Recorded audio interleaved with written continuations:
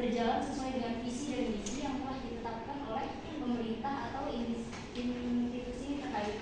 Nah, beberapa tujuannya itu di sini termasuk meningkatkan kualitas pendidikan, yang kedua meningkatkan aksesibilitas pendidikan untuk semua kalangan, juga meningkatkan efisiensi penggunaan sumber daya pendidikan, yang keempat menjamin bahwa kurikulum, pengajaran dan sistem evaluasi mendukung pencapaian kompetensi siswa. Lanjut, di sini langsung ke fungsi kebijakan implementasi pendidikan. Ini yang pertama fungsi untuk dalam perencanaannya, yaitu menetapkan arah dan prioritas pendidikan serta mengidentifikasi langkah yang diperlukan untuk mencapai tujuan. Yang selanjutnya yaitu fungsi dalam pengorganisasian, yaitu mengatur struktur dan alokasi sumber daya untuk memastikan bahwa kebijakan dapat dilaksanakan dengan efektif. Yang ketiga yaitu fungsi pelaksanaannya dalam mengoperasionalkan kebijakan melalui berbagai program dan kegiatan pendidikan. Yang keempat yaitu fungsi dalam pengawasan, yaitu memantau dan mengevaluasi pelaksanaan kebijakan untuk memastikan bahwa kebijakan berjalan sesuai dengan rencana dan melakukan perbaikan jika diperlukan. Yaitu selanjutnya prinsip implementasi kebijakan dalam pendidikan. Yang pertama itu keterlibatan stakeholder, yaitu melibatkan berbagai pihak terkait seperti pendidik, siswa, orang tua dan masyarakat dalam proses perencanaan dan implementasi. Selanjutnya yaitu transparansi, memastikan bahwa proses dan keputusan dalam implementasi ini kebijakan terbuka dan dapat diakses oleh publik.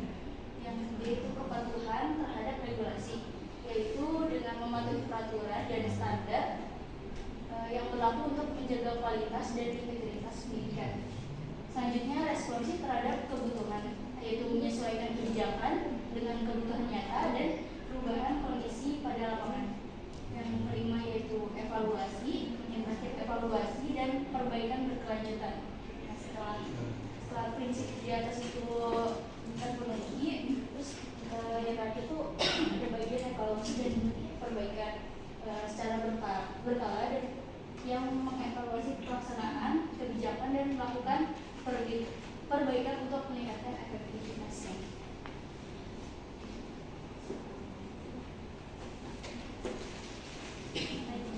Sekian materi yang kami sampaikan. Mungkin ada pertanyaan dari teman-teman. Boleh tanya. Perkenalkan, nama saya Ania. Apa ya dulu? Bagaimana pembagian tugas dan tanggung jawab dilakukan di tingkat implementasi kebijakan pendidikan?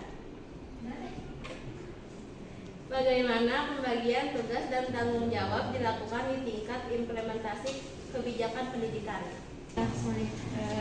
Perkenalkan, nama saya Siti Amida, saya dari kelompok 4. Izin bertanya, mengapa kebijakan pendidikan diperlukan dalam sistem pendidikan di Indonesia? Terima kasih.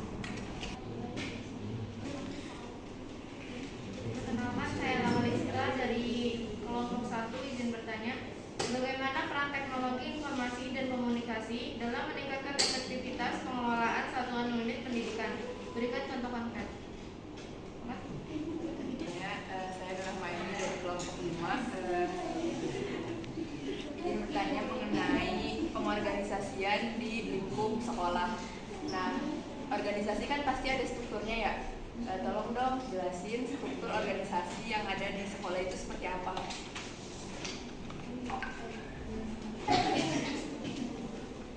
Baik, saya Nur Anita, izin bertanya, apa tantangan utama dalam pengorganisasian sumber daya untuk mendukung kebijakan pendidikan dan bagaimana cara mengatasinya? Terima kasih.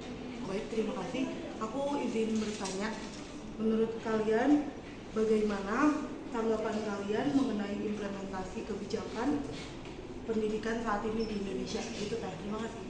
Ya, saya Muhammad Kamil dari kelompok 11 ingin bertanya, jika salah satu tujuan implementasi pendidikan tidak tercapai, apa yang akan terjadi dan apakah ada solusinya? Itu. Terima kasih. Mengapa saya ada di kelompok 11? Sebenarnya itu jelaskan eksekusi program dalam pelaksanaan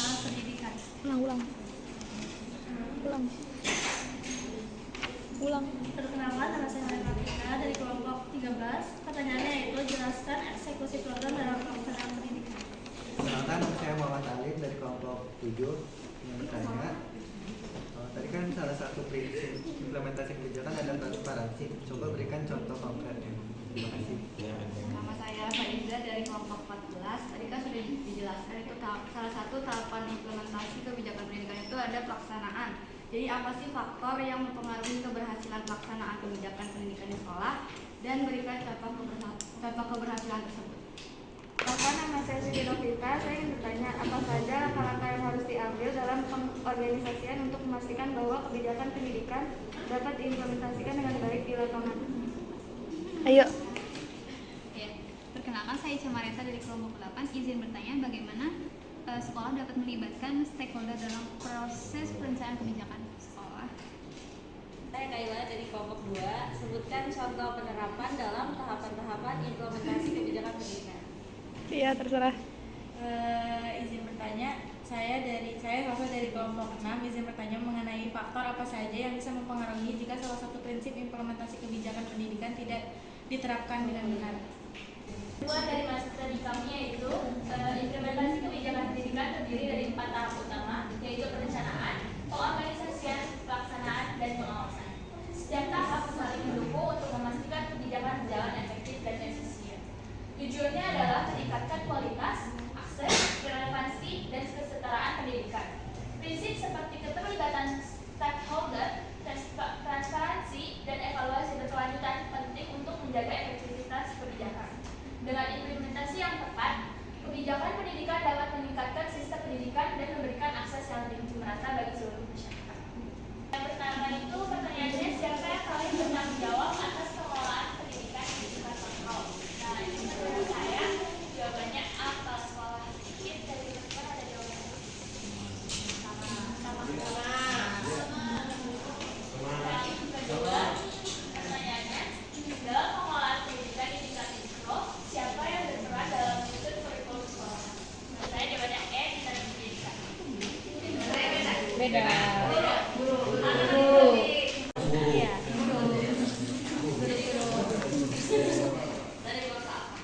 Dari kurikulum POSP, kurikulum operasional sekolah.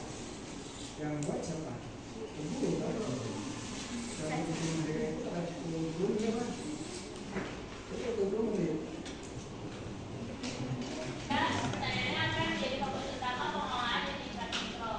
Menurut saya B, pengembangan kurikulum lokal dan pelaksanaan. Sama. Oke, nomor 4. Manakah yang termasuk dalam tugas utama kepala sekolah di tingkat mikro? Jawabannya D. B, saya mengelola sebuah kegiatan pendidikan di sekolah. Sama. Kemudian nomor 5, komite sekolah di tingkat mikro berperan dalam. Jawaban saya D, melakukan evaluasi kebijakan pendidikan nasional. Beda. Di sekolah kan? Iya. Berperan dalam apa? Ini sebenarnya nomor 5 itu gak ada jawabannya. Ini untuk coba ada apa? Pos bantuan operasional sekolah. Jadi siapa itu sumbernya? Pemerintah kan? Di sekolah ada kepala sekolah, ada guru, ada guru. Kalau komite itu sumbangan ya. Tidak ada jawabannya. Nah, jawabannya ganti aja. Kalau yang komite sekolah itu mengelola sumbangan pendidikan.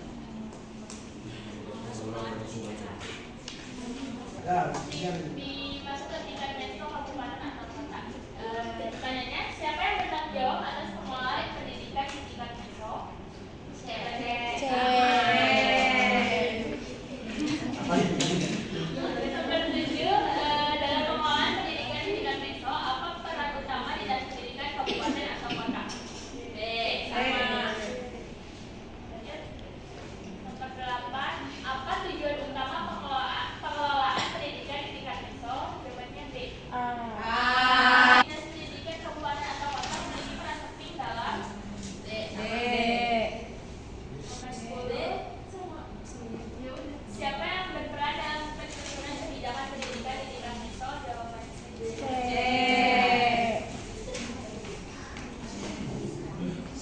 Terus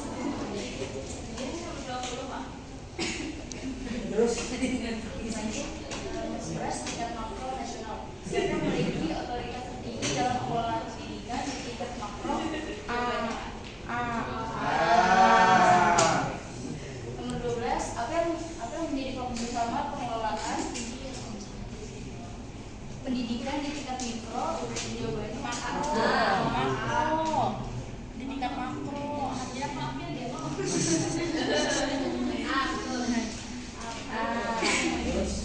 Lanjut. Dalam pengelolaan pendidikan di tingkat makro, apa peran Kementerian Pendidikan?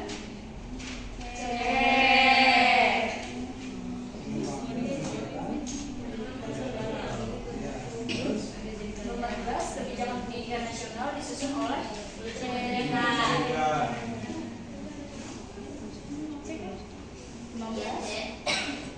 apa peran utama pemerintah pusat dalam pengelolaan pendidikan di tingkat makro? Menyusun standar nasional. B. B. 15, siapa yang bertanggung jawab atas penetapan anggaran pendidikan di tingkat nasional? B. 17, kurikulum nasional ditetapkan oleh 18, pengawasan terhadap implementasi kebijakan pendidikan nasional dilakukan oleh Kementerian Pendidikan.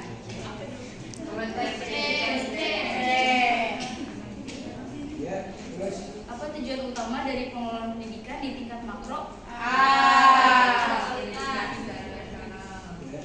Peraturan Menteri Pendidikan dibuat untuk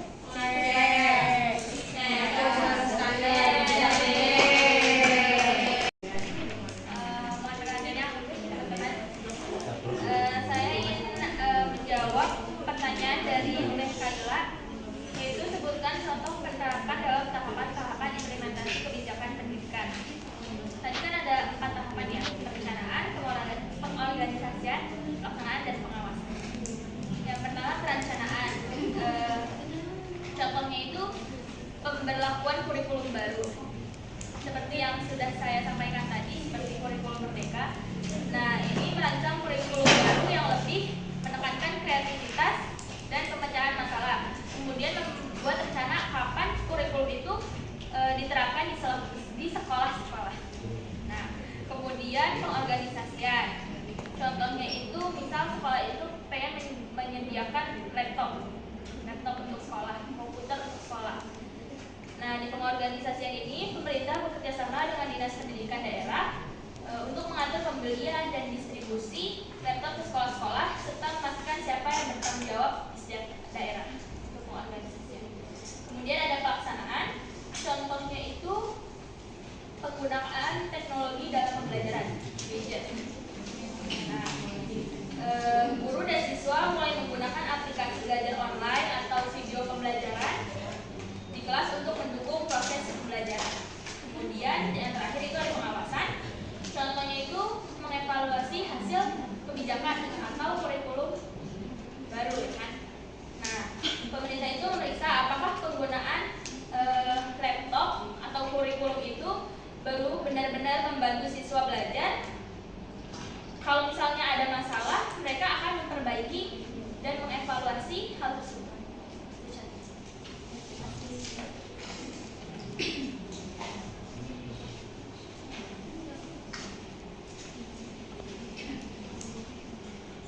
Terus selanjutnya saya akan menjawab pertanyaan dari Yamida, yaitu mengapa kebijakan pendidikan diperlukan dalam sistem pendidikan Indonesia. Nah, pertanyaan ini seperti halnya kayak kurikulum tuh ada buat apa gitu. Kayak kalau kurikulum nggak ada itu Indonesia, pendidikan di Indonesia itu akan jadi seperti apa gitu. Kayak misalnya kebijakan pendidikan itu diperlukan untuk memberikan arah yang jelas dalam pengembangan pendidikan, memastikan pemerataan akses dalam pendidikan itu, terus meningkatkan kualitas pendidikan dan menyesuaikan dengan perkembangan zaman serta kebutuhan masyarakat. Seperti kurikulum yang sebelumnya kan ada kurikulum K13, kurikulum KTP, KTSP. Terus sekarang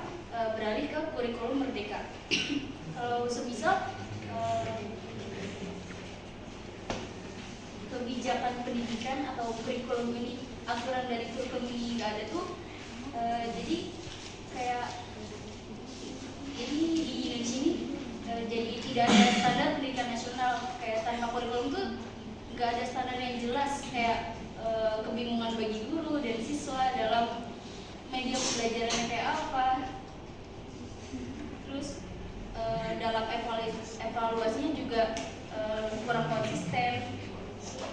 Lanjut ke kesenjangan kompetensi, kesenjangan dalam kelulusan, kayak misalnya hasil dari siswanya itu kurang maksimal karena tidak ada kebijakan dari pendidikan Dari kementerian pendidikan di Indonesia. Mungkin cukup. ya, bukan mungkin saya cukupkan sekian.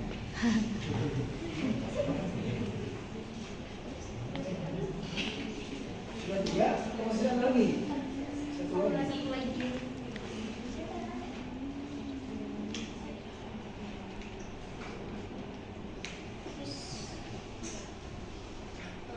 Menjawab dari pertanyaan Kamil, jika salah satu tujuan implementasi pendidikan itu tidak tercapai, apa yang akan terjadi dan apakah solusinya?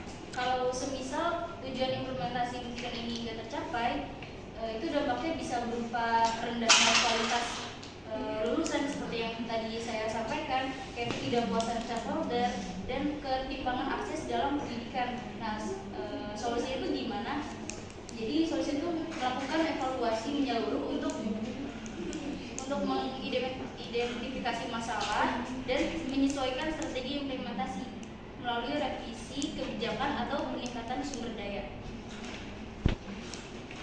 Yang bisa kami sampaikan, terima kasih kepada teman-teman yang sudah menyimak dan bertanya pada materi ini. Mungkin cukup sekian, kurang lebihnya mohon maaf. Terima kasih. Wassalamualaikum warahmatullahi wabarakatuh.